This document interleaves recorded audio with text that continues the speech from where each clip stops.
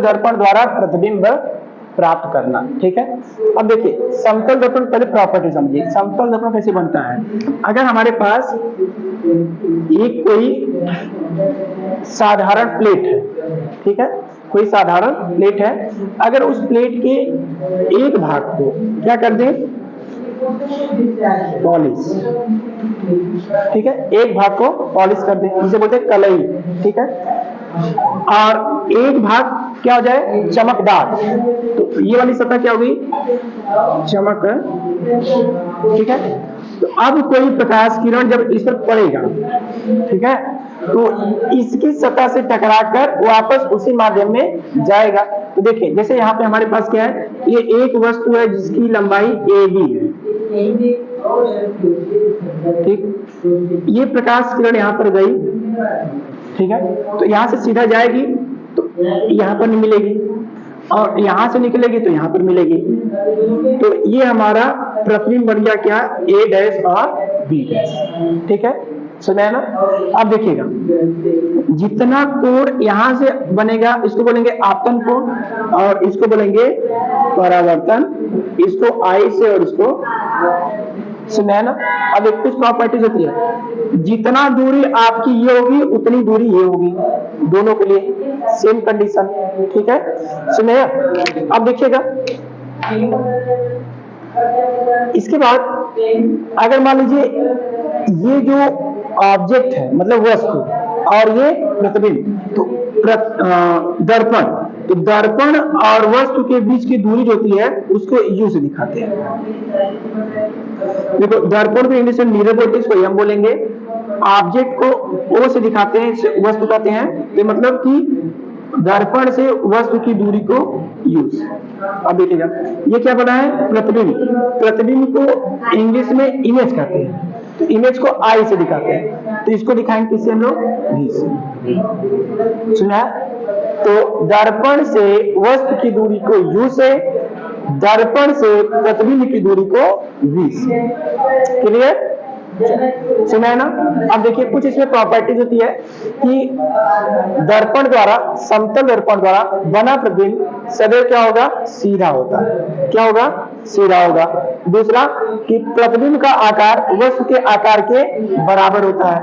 क्या होता है, बराबर होता है। तीसरा प्रतिबिंब दर्पण के उतने पीछे बनता है जितने वस्तु दर्पण की दूरी पर रखी होती है, मतलब कि जितना दूर वस्तु होगी दर्पण से उतना ही पीछे बनेगा प्रतिबिंब। अगर मान लीजिए यह कितनी दूरी पर रखा गया है, इसको मान लेता हूं मैं 10 सेंटीमीटर पे, तो प्रतिबिंब कितना बनेगा, 10 सेंटीमीटर।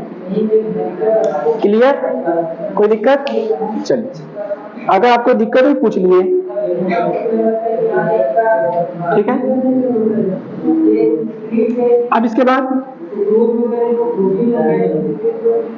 दूसरा टॉपिक के पार्श्व परिवर्तन। पार्श्व का मतलब कि दाया और बाया, नहीं बोलते हैं पार्श्व, साइड्स, ठीक है। देखिए अगर आपका प्रतिबिंब किसमें बना है, समतल दर्पण, तो अगर इसमें राइट है तो इसमें आपको लेफ्ट दिखेगा, दाएं का बाया, बाया का दाएं, ठीक है। अब देखिए जैसे आप ना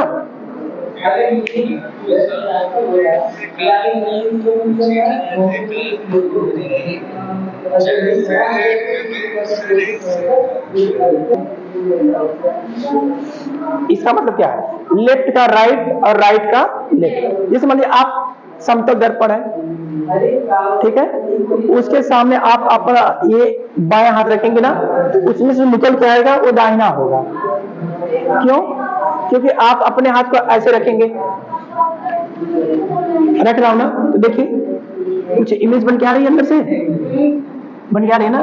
तो अब देखिए ये जो आ रहा अंदर से, ठीक है, वह इस पर पूरा क्या हो जाएगा, कोइंसाइड हो जाएगा, मतलब कि संपाती मिल जाएगा, एक दूसरे में समा जाएंगे। तो अब देखो जो अंदर से आ रहा है क्या वो हमारे दाहिने हाथ के बराबर है, क्यों नहीं है? हाँ अंगूठा ना, अब देखो ये अंगूठा है ना, इसका अंगूठा इधर जा रहा है, इसका अंगूठा, ठीक है, हमने इसको मिलाया तो इसका अंगूठा और ये इसका अंगूठा मिल रहा है कि नहीं? मिल रहा है ना? अगर हम अपने दाहिने हाथ को मिलाएं और अंगूठा अंगूठा मिल जाए तो बोलेंगे कि नहीं इसका इमेज है। ठीक है, तो मैं अब इसको इधर रख दे रहा हूं और ये अपना लेफ्ट वाला ला रहा हूं।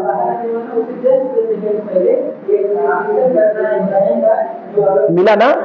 तो इसका मतलब है कि दाहिने का बायां इमेज है और बाएं का दाहिना इमेज है, ये दूसरे क्या हो गए?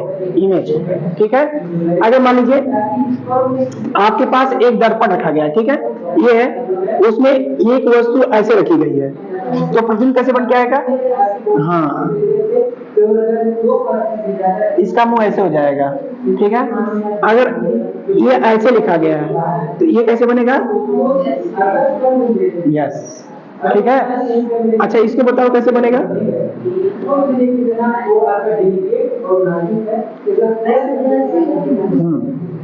इसको बताइए।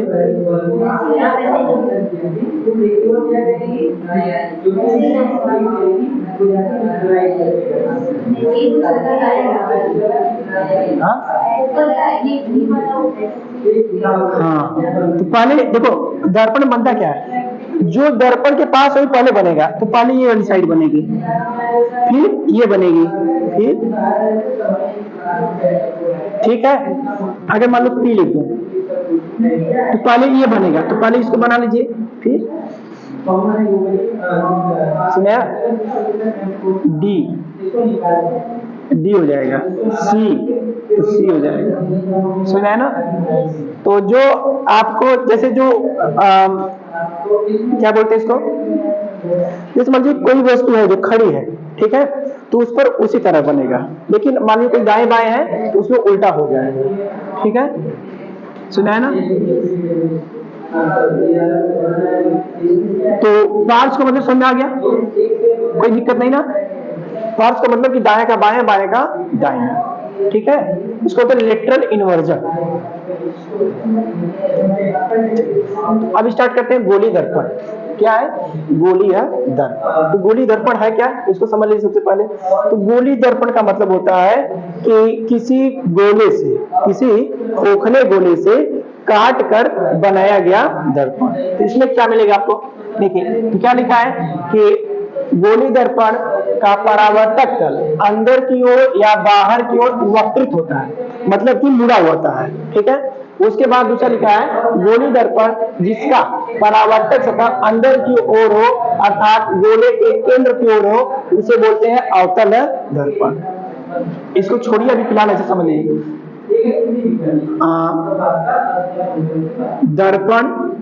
दर्पण दो प्रकार के, एक है समतल और एक है गोलीय। ठीक है, तो समतल तो एक ही प्रकार होता है, लेकिन गोलीय दो प्रकार, एक बनेगा अपना और एक बनेगा। क्लियर? कोई दिक्कत? ठीक है, अब देखिएगा अवतल कैसे बनता है, इधर दिखाई दे रहा है आप लोग को ना? दिख रहा है ना? कोई दिक्कत? मान लीजिए ये एक कांच का खोखला गोला है, ठीक है, इसको मैंने ऐसे काट दिया, ऐसे काट दिया और काटने के बाद इसको निकाल दिया, ऐसे इसको फेंक दिया।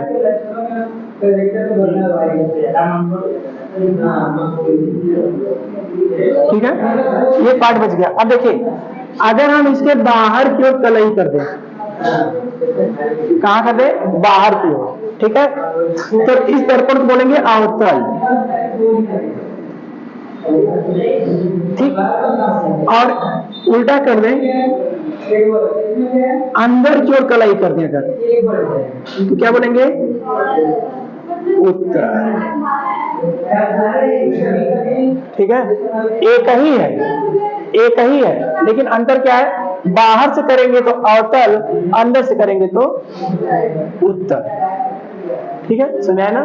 तो ये दो प्रकार के क्या हो गए आपके पास? गोलीय दर्पण। ठीक है, देखो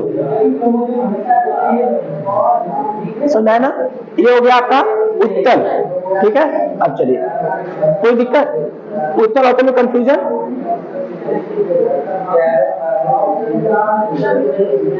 देखिए कुछ हम शब्दावली जानेंगे, ठीक है, कि फोकस किसे कहते हैं, ठीक, और केंद्र किसे कहते हैं, ध्रुव किसे कहते हैं, फोकस किसे कहते हैं, वक्रता त्रिज्या क्या होती है। ठीक है, तो देखिए, तो गोली दर्पण के केंद्र को, गोली दर्पण के केंद्र को वक्रता केंद्र कहते हैं। ठीक है, और दर्पण के मध्य बिंदु को, दर्पण के मध्य बिंदु को ध्रुव कहते हैं।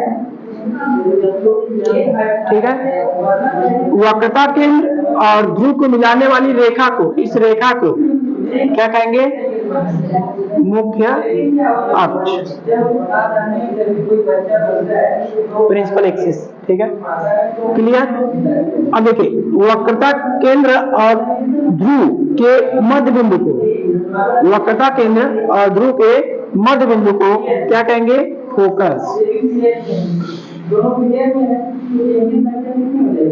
ठीक है, तो हमने आपको क्या क्या बताया, सबसे पहले आपको बताया वक्रता केंद्र,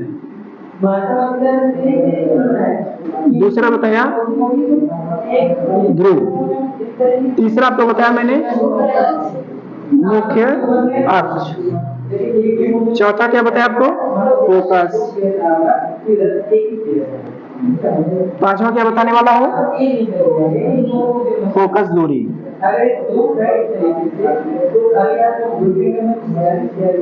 छठवां वक्रता, और इसके बाद द्वारक।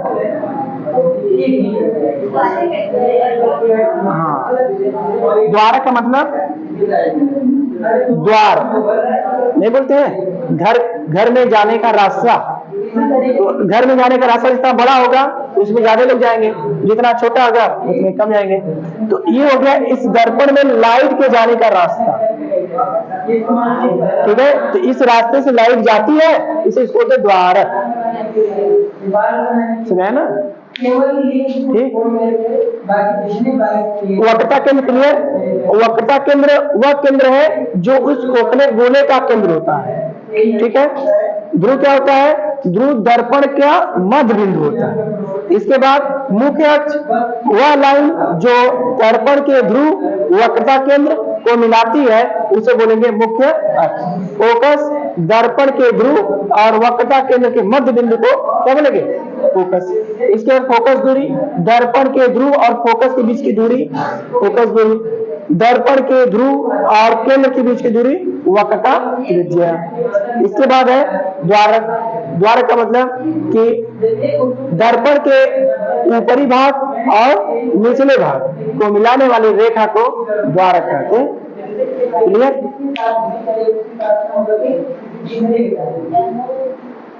हाँ, देखिए यही सब आपकी भी सब है जो मैंने आपको बताया, एक एक चीज सब वही है। ठीक है, एक बार पढ़ लीजिए अच्छे से।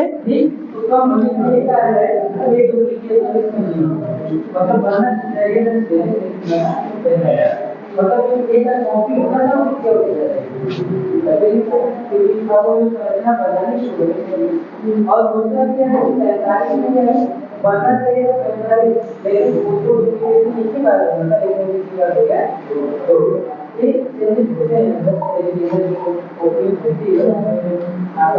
ठीक है,